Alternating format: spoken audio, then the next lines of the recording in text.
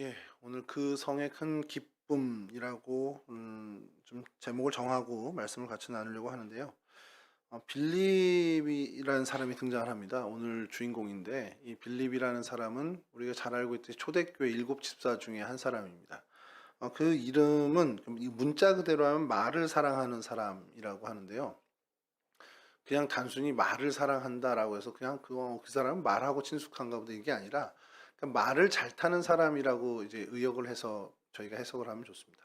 말을 잘 다룰 수 있고 그래서 말에 대해서 뭐 전문가적인 어떤 위치에 있는 그런 사람, 그러니까 그런 사람이 되라라는 의미에서 이름을 지었겠죠, 빌립이.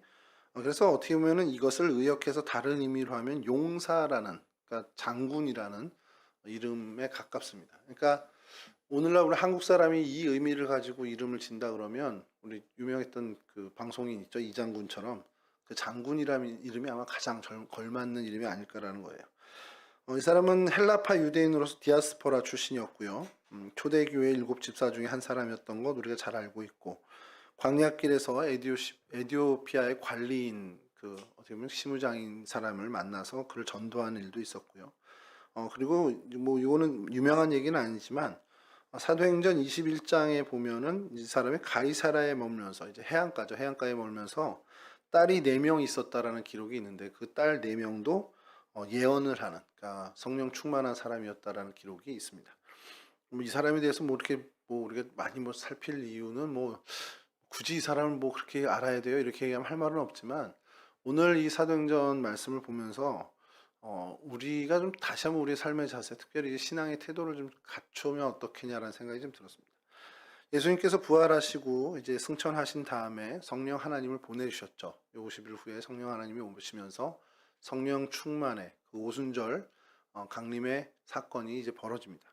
그래서 사실 그 일을 계기로 실제 이제 초대교회가 탄생을 하게 됐죠. 오늘날의 교회에 우리가 신앙 공동체로 이야기하는 그 교회가 그때 이제 탄생을 하게 됩니다.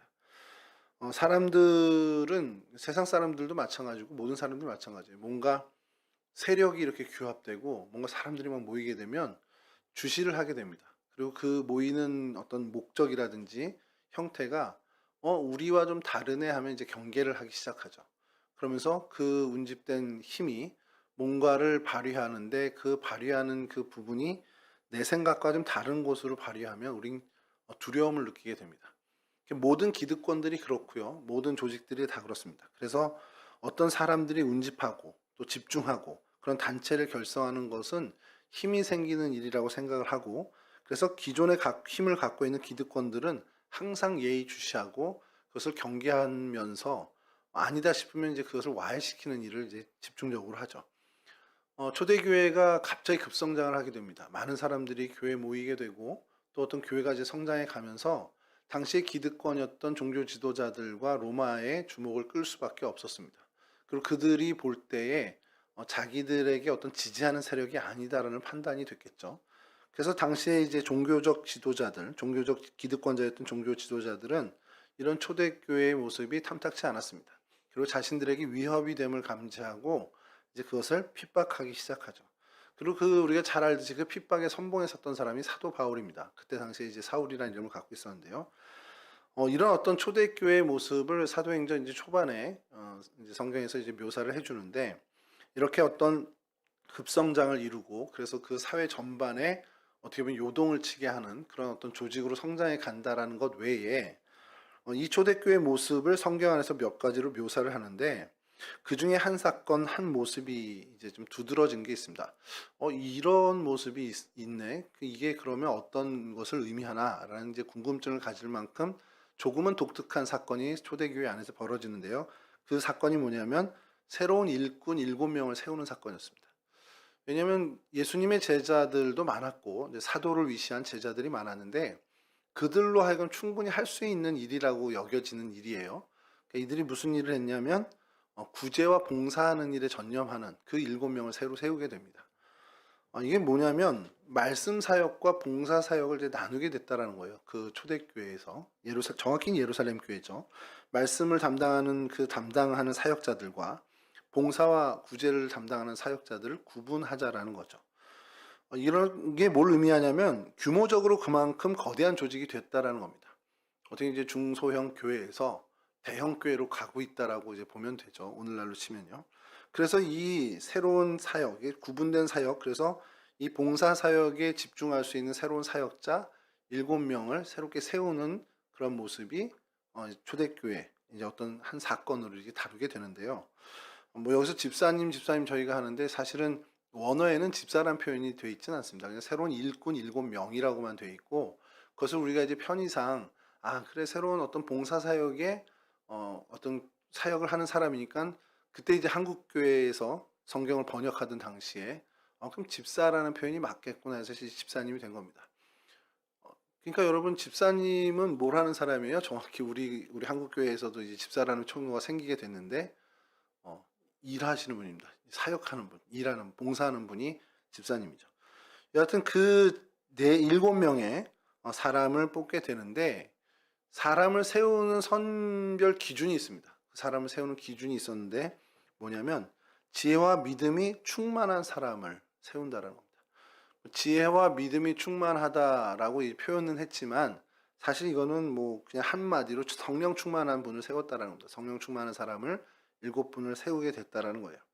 성령 충만이 뭐죠, 여러분? 뭐라고 생각하세요? 성령 충만을 그냥 쉬운 우리말로 설명을 한다면 그냥 성령 하나님께 이끌림 바 되는 삶을 사는 사람입니다. 그러니까 내 의지대로, 내 생각대로 내가 판단해서 사는, 물론 우리가 살아가면서 내 지혜와 내 생각과 내 판단으로 살아가는 부분이 있겠지만 주된 인생의 그 메인스트림이라고 하죠. 그 주된 흐름은 하나님의 뜻에 따라 살아가는 사람.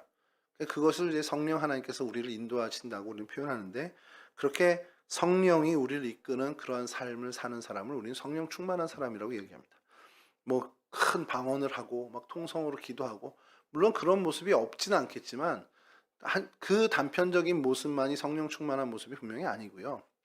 그 사람의 삶의 전반, 생활의 모든 어떻게 보면 근거가 되고 걸어가는 이유가 되는 것이 하나님이 되는 그러니까 성령께서 이끄시는 대로 살아가는 그 삶을 우리는 성령 충만한 삶이라고 이야기를 하는 거죠. 그래서 하나님의 일을 하는 사람들, 역사적으로 들었습니다. 교회사의 모든 역사에도 하나님의 일을 정말 특별하게 또 능력 있게 감당한 사람들은 필수적으로 갖는 특징이 성령 충만이었어요. 성령 충만한 사람이 결국 하나님의 일을 맡고 하나님의 역사에 쓰임받는 사람들이 되더라는 겁니다. 이 성령 충만을 오늘 이 성경에서는 사도행전에서 특별히 지혜와 믿음이 충만한 사람이라고 표현을 합니다. 지혜가 충만한 건 우리가 뭐 알겠죠. 뭐 사람이 어떻게 보면 어떤 지식들을 활용을 잘하고 우리가 영리한 어떤 그런 얘기를 하는데 믿음이 충만하다라는 것은 도대체 뭔 의미일까라는 생각이 듭니다. 여러분 믿음이 좋다 나쁘다를 어떻게 얘기를 합니까? 여러분들은 어떤 개념으로 그걸 받아들이죠? 저 사람은 참 믿음이 좋아. 어떤 모습을 보고 어떤 근거로 저 사람은 좀 믿음이 없는 것 같아. 그럼 그 사람에 대한 어떤 모습과 어떤 근거를 가지고 그런 판단을 하냐는 거예요. 설명해봐 그러면 설명 못해요. 저도 힘듭니다. 근데 느끼잖아요. 여러분들은 스스로 세준이 오빠 믿음 좋아, 믿음 나빠 이거를 그 사람 앞에 가서 얘기는 안 하지만 나름대로 갖고 있는 게 있어요. 그런데 이제 그거를 어떤 기준으로 내가 그렇게 나누지? 라는 걸 한번 생각해 보자라는 겁니다. 오늘 사실 그걸 좀 얘기하려고 합니다. 여러분들이 평생 예수를 믿고 그리스도인으로 살아갈 거예요. 아마 큰 이변이 없는 한 여러분들은 죽는 날까지 그 성도, 그리스도인이란 이름을 불리면서 살아갈 겁니다. 그러면 도대체 평생 예수 그리스도를 믿는 믿음으로 살아가는 저희여야 되는데 도대체 지금 예수를 믿는다는 게 뭐냐라는 거예요. 믿음이 있다라는 게 뭘 얘기하냐라는 거예요. 그걸 내가 한 번은 좀 정리하고 갈 필요가 있지 않겠냐라는 거예요. 제가 신학교를 간다고 그랬을 때 제 친구가 느닷없이 야 우진아 너 믿음 좋냐? 이렇게 물어보는 거예요. 뭐라고 대답해야 될지 모르겠는 거예요. 뭐 믿음이 좋다고 해야 되는 건지 그럼 되게 교만해 보일 것 같고 아이 나 믿음이 약하지. 그럼 너 왜 신학교 가는데 그럼 반문할 게 없는 거고. 그래서 저도 그때부터 이제 고민이 시작됐는데 많은 이제 신학대학을 이제 다니고 이제 공부를 하면서 머리로는 이제 이해되는 것들이 많이 있죠. 믿음이라는 게 이거고 이렇게 사는 거다. 근데 그게 다가 아니라는 겁니다. 그러면서 우리가 진짜 신앙생활을 하면서 정말 성령 충만한 그것을 달리 얘기하는 믿음이 정말 확고하고 견고한 게 과연 도대체 뭐냐라는 것을 한 번쯤 내 언어로 내 인식의 기준으로 좀 바꿔올 필요가 있다라는 겁니다. 믿음이 충만하다라는 것은 결국 믿음이 더욱더 확고해졌다라는 것을 알 수 있어요. 그러니까 이 믿음이 충만한 7명을 세울 때 뭐 7명뿐만 아니라 거기 초대교회에 있는 사람들은 다 믿음이 있는 사람이란 말이에요. 근데 그 중에 믿음이 충만한 사람, 그러면 다른 사람들에 비해서 이 사람들의 믿음이 좀 더 비교적 더 확고한 사람이다라는 것을 이야기하는 겁니다.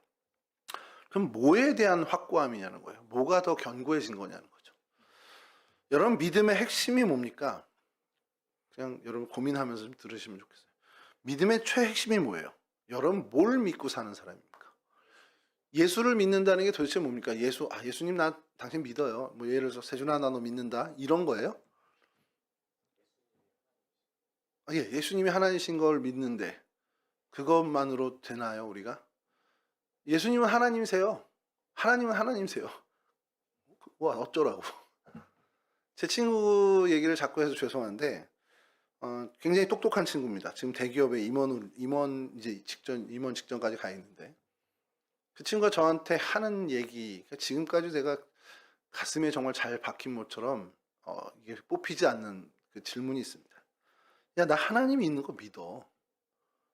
신이 당연히 있지. 없으면 이 세상이 어떻게 돌아가겠냐는 거예요. 어떻게 만들어졌겠냐는 거예요. 유실론자 같죠, 이렇게 얘기하면. 근데 그게 뭐 어쩌라고.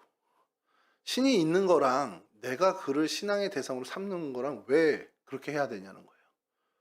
여러분, 이게 굉장히 오늘날 현대사회의 지식층에 있는 사람들에게 뭐 신을 부정하는 사람들도 있겠지만 신을 인정하는 사람들이면 우리가 그냥 저 사람 신을 인정하니까 저 사람은 뭐 하나님을 믿나 봐, 이렇게 생각하죠. 아니, 거기 그게 있어요. 미국의 대통령이 바이든이 됐는지 트럼프가 됐는지 뭐 이제 다음에 또 누가 되겠죠. 근데 트럼프가 됐어. 미국의 대통령이 트럼프래. 그게 뭐? 그 사실은 알아. 나도 알아. 미국의 대통령제가 있고 미국의 대통령 연합 합중국의 대통령이 뭐 누가 됐대. 그럼 된 게 나랑 무슨 상관이냐는 거예요. 이 세상을 만드신 분이 하나님이고 하나님이 여전히 실존해 있대. 근데 뭐 어쩌라고. 그 하나님이랑 그 계신 하나님이랑 나랑 무슨 상관인데. 이렇게 된다라는 거예요. 예수님이 하나님이신 것을 나는 알아. 지식으로도 알고 나 믿어. 그럼 그게 우리 믿음이냐는 거예요. 예수님이 당연히 사람의 아들은 사람이고 코끼리의 자식은 코끼리이고 뭐 벌레 새끼는 또 벌레겠죠. 말의 새끼는 아까 여기 빌립의 말을 사랑하는데 말의 새끼는 망아지고. 그럼 신의 아들은 신이겠죠. 그걸 믿는 거랑 우리의 믿음하고는 전혀 다른 얘기가 된다는 겁니다. 성경에서 우리에게 믿음을 얘기하는 것은 뭐냐? 하나님이 이 땅을 창조하신 그 사실 믿어요. 그건 뭐 같습니다. 뭐 세상에 뭐 비그리스도인 난 크리스천들도 그런 얘기를 해요. 세상에 하나님 만들어서 그래 창조주가 있을 것 같아. 그게 뭐 하나님이란 이름을 가졌는지 여호라는 이름을 가졌는지 모르지만 있을 것 같아. 우리는 그걸 하나님이라고 부르죠. 그래서 하나님이 이 땅을 만드신 천지창조의 주인이신 걸 다 믿어요. 그 믿는 건 같아요. 자, 중요한 건 뭐냐면 그분이 그러면 아들을 이 땅에 보냈어. 그래, 예수님도 하나님 아들이야? 그럼 예수님도 신이네? 이것까지 오케이 됐어요. 자, 근데 여기서부터 이제 중요한 겁니다. 그가 내 죄 때문에 죽었대. 근데 그의 죽음으로 인해서, 그 십자가의 죽음으로 인해서 죽을 수밖에 없는 내 죄가 정말 용서함을 받았대. 이게 핵심입니다. 이게 믿겨지냐는 거예요. 안 믿겨지죠. 처음에 어떻게 믿겨집니까, 이게. 특히 이제 모태신앙으로 자란 여러분들 같은 경우는 사실 저도 마찬가지지만 이게 굉장히 큰 숙제입니다. 어려서부터 들어왔으니까 당연한 거예요. 근데 어느 날 갑자기 진짜야? 이런 생각이 들면 이게 어떻게 증명이 돼? 이렇게 되는 거죠. 그걸 어떻게 믿어? 그냥 들어왔기 때문에 믿는 거야? 무조건 믿어야 돼? 이렇게 되는 갈등의 구조에도 우리가 빠질 수가 있게 됩니다. 성경에서 얘기하는 믿음의 핵심은 그 예수 그리스도의 십자가 보혈로 내 죄가 사함을 받았다는 겁니다. 그로 인해서 그분이 나의 주인이 되셨다는 거예요. 그러니까 더 이상 나의 삶에 내 남은 용서받은 이후에 죽을 수밖에 없는 그 전의 인생은 몰라. 그때까지는 내가 주인처럼 살았을지 모르지만 용서받은 구원받은 이후의 인생의 시간은 내게 아니라는 겁니다. 이것은 오로지 주님의 것이라는 거죠. 내 삶의 주인이 주님이라는 것, 삼위일체 하나님이라는 것을 믿는 것, 그걸 인정하는 게 믿음이라는 겁니다. 그렇게 되면 그걸 인정하면 이 땅을 창조하신 하나님 믿게 되죠. 당연히 인정하게 되죠. 그분이 나를 만드시고 나를 이 땅 가운데 보내셨어요. 특별한 그분의 목적을 갖고 나를 보내셨다는 걸 인정하게 됩니다. 여러분 이 믿음은 여기서부터 출발하는 겁니다. 우리 베드로의 고백처럼 그분이 나의 주인이시라는 것. 그분이 하나님이시라는 것, 이 땅의 창조주, 그러니까 이 세상의 주인이시라는 것을 인정하는 거고 그분이 나의 죄를 용서해 주신 분이라는 겁니다. 내가 무슨 죄를 졌어요? 이렇게 얘기하겠죠. 다시 얘기를 해드리겠습니다. 강아지의 아들로만 표현할게요. 강아지의 아들은 고양인가요? 강아지죠. 그러면 코끼리의 아들은 기린이 아니라 코끼리겠죠. 사자의 아들은 사자죠. 사람의 아들은 사람이죠. 짐승은 아니겠죠.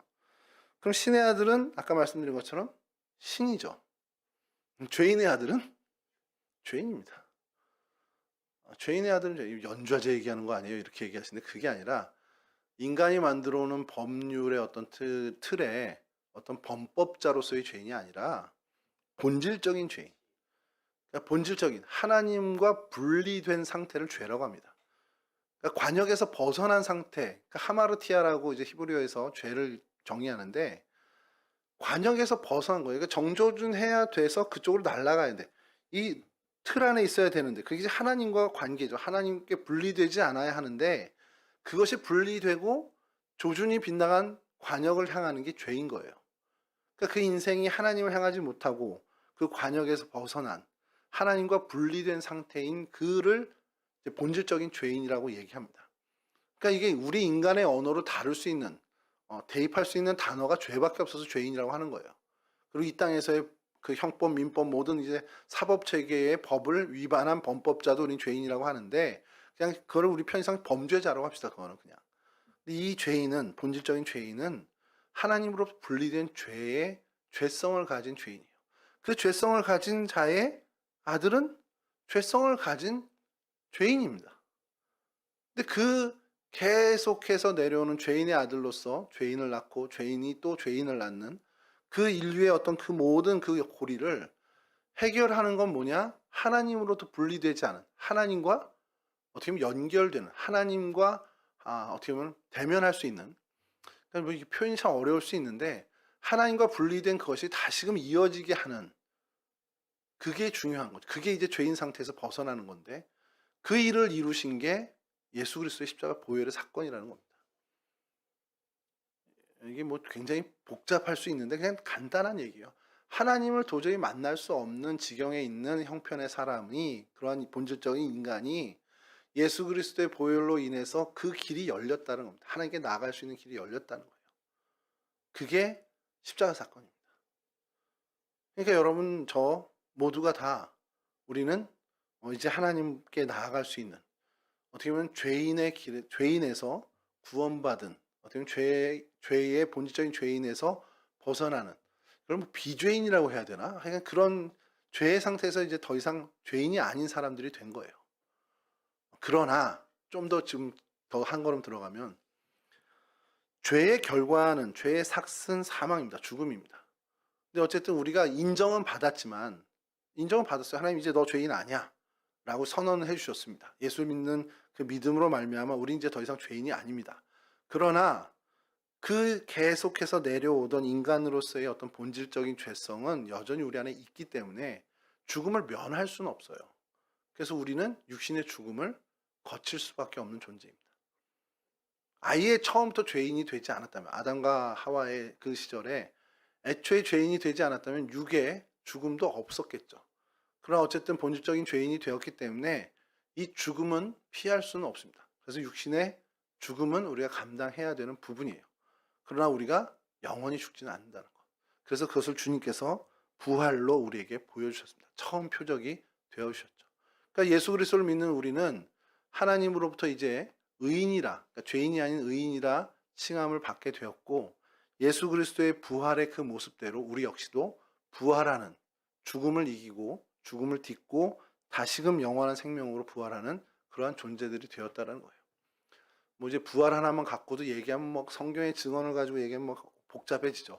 그럼 부활하면 몇 살로 부활해요? 90세에 돌아가신 우리 아버지, 우리 할아버지는 몇 세로 부활하세요?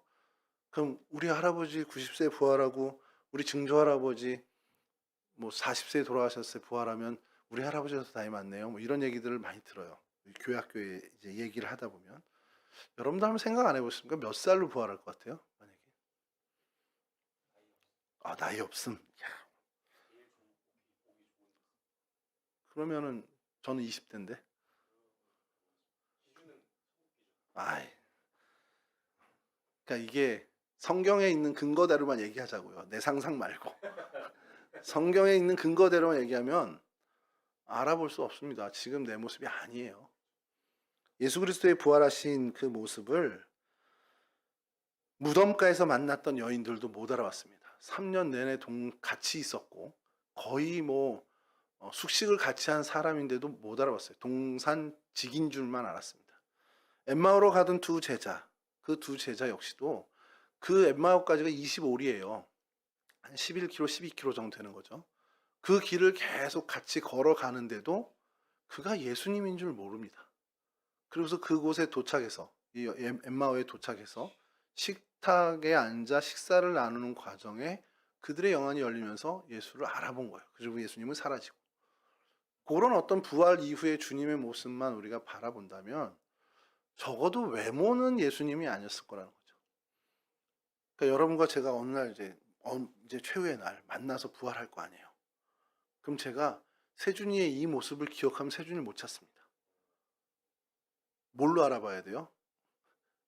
육신의 눈이 아닌 영안으로 알아봐야죠. 그래서 그 존재 자체가 아이덴티티를 발견하게 되는 거고, 그럼 남들도 저를 그렇게 보겠죠. 뭐 이건 나중에 한번 특강으로 얘기해 보든지 하고요. 여하튼 이런 초대교회에 이 일꾼을 세우는데 이 믿음에 확고한 견고한 사람을 세웠다는 거예요. 왜냐? 이 확고한 믿음이 없이는 주님이 맡기신 그 일을 감당할 수가 없습니다. 근데 여러분, 제가 오늘 설교를 좀 많이 이렇게 한 8페이지 준비했다가 들어오면서 확 줄여야 되겠구나 이 생각을 하게 된 게, 우리 청년들은 집중력이 떨어지기 때문에 뭐 이제 여러 가지 얘기를 장어 첫째, 둘째, 셋째 이렇게 하면 기억 못하기 때문에 하나만 기억하면 좋겠다 이런 생각이 드는 거예요. 이제 지난 주 중에 좀 제가 회개하는 마음으로 좀 새벽에 기도하면서 그래, 메시지를 완전히 탈바꿈할 필요가 있겠구나 그런 마음을 먹었음에도 불구하고 그저께 어제 설교문을 준비할 때는 또 장황하게 막 이렇게 된 거예요. 근데 다시 하나님이 이 태바울에 들어오니까 막 마음을 다시 바꿔주셔서 그냥 많이 얘기하지 마, 그냥 한두 가지만 얘기해. 그래서 그냥 이것만 우리가 좀 오늘 기억하고 가자라는 것이, 하나님은 하나님의 사람으로 모든 사람들이 하나님 믿고 구원받기를 원하죠. 그런 사람들은 날로 늘어가야 돼요. 근데 거기서 머무는 게 아니라 여러분들의 인생이 하나님으로부터 정말 조금이라도 쓰임 받고자 한다면 우리는 이 확고한 믿음, 이 견고한 믿음을 가져야 되는 사람들입니다. 그래야만 하나님이 쓰신다는 거죠. 근데 그렇게 반문하겠죠. 나는 쓰임 안 받아도 괜찮아. 그냥 이렇게 즐겁게 이렇게 살다가 그냥 구원받고 그냥 가면 되지. 여러분, 그게 뭐냐면 모르니까 그런 얘기를 하는 거예요. 이 하나님으로부터 쓰임 받는다는 그것이 무엇이고 하나님으로부터 쓰임 받는 그 기쁨이 무엇인지를 안다면, 지금 누리는 여러분 이건 구원의 기쁨, 이거는 뭐 비할 데 없는 기쁨입니다. 구원의 기쁨뿐만 아니라 그 구원의 기쁨도 얼마나 벅찹니까? 여러분들이 은혜 받고 성령 충만하고 이렇게 될 때 하나님 나를 구원해 주셨군요. 분명히 여러분들이 인생에 경험할 겁니다. 그 희열과 기쁨이 너무너무 기쁠 텐데 그것조차도 비교할 수 없는 기쁨이 뭐냐? 주님께서 나를 사용하신, 나를 믿어주신다, 이겁니다. 사도 바울이 그 바울서신에서 내내 하는 얘기가 그거 아닙니까? 그가 무슨 힘으로 그렇게 고난도 난 좋아, 난 마셔도 좋아, 옥에 갇혀도 좋아, 도대체 그 힘의 원동력이 뭐냐는 거예요. 주님으로부터 쓰임받은 그 기쁨이라는 겁니다. 여러분, 주님으로부터 칭찬받고 인정받고 주님으로부터 쓰임받기 위해 가장 기본 중에 기본, 그것은 바로 이 충만한 믿음이라는 거예요. 여러분, 내가 믿음이 내 스스로 점검할 때 하나님, 나는 하나님 나의 주인이라고 입술로 고백하지만 진짜 잘 모르겠어요. 그리고 하나님 내가 정말 주님의 보혈로 십자가 사건으로 구원을 받았다고 하는데 난 내가 왜 죄인인지조차도 아직은 공감이 안 돼요. 이럴 수 있잖아요. 그리고 그게 자연스러운 겁니다. 그럼 그걸 어떻게 해결해 왔냐? 우리 신앙의 선배들은 어떻게 해결했냐는 거예요. 그냥 나는 가만히 있는데 어느 날 갑자기 성령 하나님이 임해서 너 죄인이야, 너 이렇게 구원을 받았어. 갑자기 확 그런 어떤 구원의 기쁨을 누릴 수도 있지만 정말 많은 우리의 신앙의 선배들은 나의 믿음 약함과 나의 믿음 없음에 대해서 하나님 앞에 나가 기도했다라는 겁니다. 그 기도를, 그 간절함을 주님께서 그 마음을 긍휼히 여겨주셔서 하나님께서 이 믿음을 견고케 해주셨다. 여러분 성령의 은사가 많이 있죠. 뭐 방언도 있고 예언의 은사도 있고 우리가 병 고치는 은사 뭐 성경에 많이 등장합니다만 가장 중요한 성령의 은사는 믿음입니다. 왜 이 얘기를 하냐? 견고한 믿음을 가져야 돼. 충만한 믿음을 가져야 돼. 그럼 뭔가 그게 가는 방식이 있고 우리가 수능 풀듯이 수학 문제 이렇게 잘 풀면 그런 요령이 있는 것처럼 믿음도 그런 게 있냐? 그게 아니라는 겁니다. 그럼 새벽 기도 몇 시부터 몇 시까지 하고 며칠 동안 기도하면 우리 단군 신앙에 나오는 것처럼 뭐 100일 이상 기도하면 뭐 기도하면 이게 딱 이루어져요? 이런 공식이 아예 없어요. 왜냐? 믿음은 은사기 때문에. 그러니까 주님께 구할 수밖에 없는 겁니다. 주님 내게 정말 믿을 수 있는 이 믿음, 견고한 믿음을 주셨으면 좋겠습니다. 그 기도를 주님께 좀 드렸으면 좋겠어요. 그 기도를 드리고 그럼 주님께서 성령으로 임하셔서 성령의 선물로 저와 여러분들에게 이 믿음을 주시고 그 믿음을 점점 더 견고하게 하실 거라는 거죠. 그럼 그 믿음을 여러분들이 소유하고 그 믿음으로 충만한 사람으로 살아간다면 하나님은 여러분들이 서 있는 그 여러분들의 삶의 자리에서 하나님이 여러분들을 사용하신다는 겁니다. 그리고 여러분들을 주목하시고 하나님이 쓰고자 하시는 그곳에 여러분들을 늘 옮겨 심으시는 그런 은혜를 주신다는 거죠. 여러분 이 믿음에 대해서 조금 좀 청년 때에 한번 좀 집중했으면 좋겠습니다. 도대체 믿음이 내가 신앙생활을 하고 내가 그리스도인으로 평생 죽을 때까지 살아갈 텐데 나 뭐 죽는 날까지 교회 다니겠지 내가 뭐 벗어나지 않을 거야 라는 생각은 다 하잖아요. 저와 여러분 모두가. 여러분 그렇다면 제대로 한번 믿어보자라는 거죠. 그냥 성전 뜰만 밟고 돌아가는 매주일 왔다 갔다 정말 시계추처럼 왔다 갔다 하는 거가 아니라 그냥 시간 됐으니까 오늘도 주일에 가야 되네. 오늘도 뭐 이거 해야 되네. 오늘도 교회학교 뭐 봉사해야 되네. 오늘도 뭐 2시 됐으니까 청년부에 들어가야 되네. 그냥 이렇게 그냥 살아가는 거 아무 생각 없이 한 게 아니라 정말 내가 왜 이런 신앙생활을 교회에 내가 왜 가야 되고 내가 예배 속에서 무엇을 얻어야 되고 하나님과의 관계 속에 내가 무엇을 해야 되는지에 대한 정말 선명한 것들을 좀 얻자는 거예요. 여러분 그러기 위해 여러분 우리 가운데 이 성령의 은사인 믿음이 주어져야 됩니다. 믿음이 없어서 안타까워해야 돼요. 나한테 이 믿음이 없어? 난 왜 이렇게 나한테는 이렇게 없지? 그것에 대해서 정말 갈급함이 있어야 됩니다. 에이 말래 내 인생 뭐 어차피 이번 생은 틀렸어. 이번 생밖에 없는데? 뭐 인생에 뭐 도깨비가 그러대 뭐 4번인가 5번인가 환생을 한다고. 진짜 믿으세요? 여러분 인생은 한 번밖에 없습니다. 그래서 이 인생이 지나간 시간들 추억들이 더 아쉬운 거예요. 단 한 번밖에 없는 이 삶에 대해서 정말 그리스도인으로 살게 되었고 하나님이 그 은혜를 주셨다면 제대로 정말 믿는 제대로 된 믿음을 한번 가져보자라는 겁니다. 근데 그거 언제 할래요? 여러분 결혼하고 애 낳고 애 기르고 하는 그 시간에 쉽지 않습니다. 그거는 정말 특별한 마음을 갖고 해도 쉽지 않은데 여러분 이 승부를 정말 청년 때에 좀 매듭져야 된다는 거예요. 여러분들 청년 때에 정말 하나님을 좀 알고 하나님에 대한 그 믿음에 대한 신앙에 대한 매듭을 견고하게 한번 맺고 가자라는 겁니다. 그렇게 하나님이 주인 되시는 우리 주님이 나의 주인 되시는 정말 그 십자가 보혈로 내가 죄사함을 받게 되었다는 사실을 견고하게 믿는 그 믿음 가지고 그래서 믿음이 충만한 사람이 되어 초대교회 7집사 특히 오늘 빌립 집사처럼 세움을 받은 사람처럼 우리도 하나님께서 무언가 하나님의 일을 하실 때에 세움을 받는 그러한 쓰임받는 자리에까지 나가는 자들이 되었으면 좋겠다는 거죠. 여러분 그러기 위해 우리가 그럼 뭘 해야 되냐? 하나님께 기도하시기 바랍니다. 뭐 정말 새벽기도 나오세요, 수요기도 나오세요, 금요철에 나오세요 이게 아니라 여러분들의 삶의 자리에서 정말 하나님을 기억하고 하나님께 좀 기도했으면 좋겠습니다. 여러분들의 생활 패턴에 기도가 정말 있냐라는 거예요. 식사하기 전에 잠깐 기도하는 거 그마저도 다행입니다. 그거 하는 사람은 다행이에요. 자기 전에 잠깐 기도하는 거 그거 정말 1-2 분이라도 하는 드러 누워서 잠깐 손 모으고 기도하는 것만으로도 사실 얼마나 우리의 기준이 낮아졌냐면 그것만도 감사하고 그것만도 기특한 겁니다. 그러지 말고 정말 시간을 여러분들이 집중해서 잠깐이라도 좋습니다. 뭐 1-2 분도 좋아요. 잠깐이라도 하나님 생각하고 하나님에 대해서 기도하십시오. 하나님께 기도했으면 좋겠어요. 내 인생에 대해서 하나님 좀 책임져 주십시오. 내 믿음 없음에 대해서 하나님 좀 책임져 주십시오. 기도했으면 좋겠어요. 여러분 그 기도할 때 주님께서 여러분들의 기도를 들으실 걸로 믿어요. 근데 여러분 만약에 그런 시간을 내기 어렵다. 너 하루 그냥 어떻게 하다 보니까 확 지나갔네?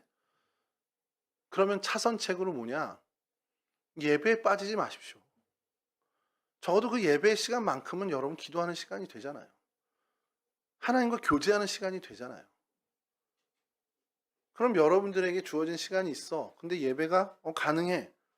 그럼 예배에만이라도 발빠른 사람이 되면 여러분들은 기도하는 사람이 되고 하나님과 교제하는 사람이 된다는 겁니다.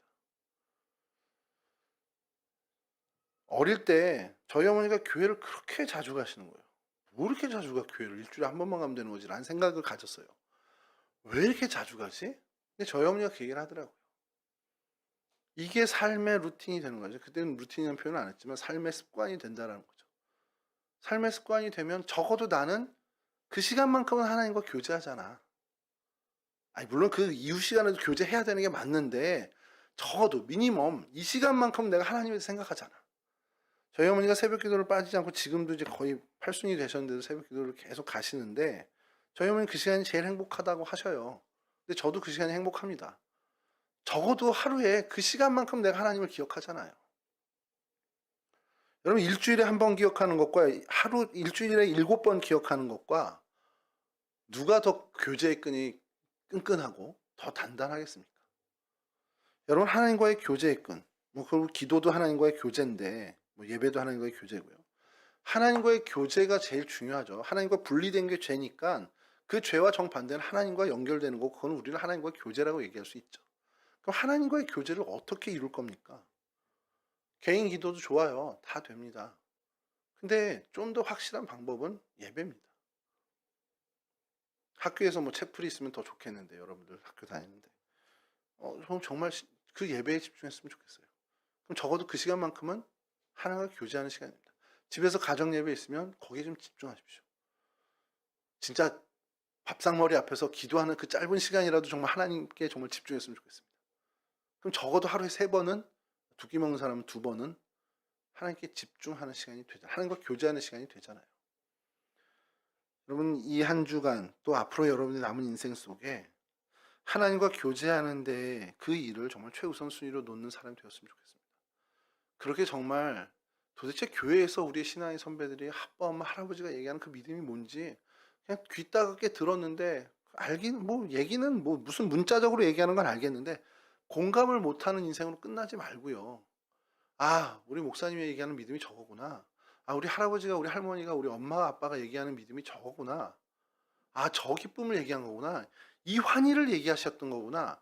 좀 경험했으면 좋겠습니다.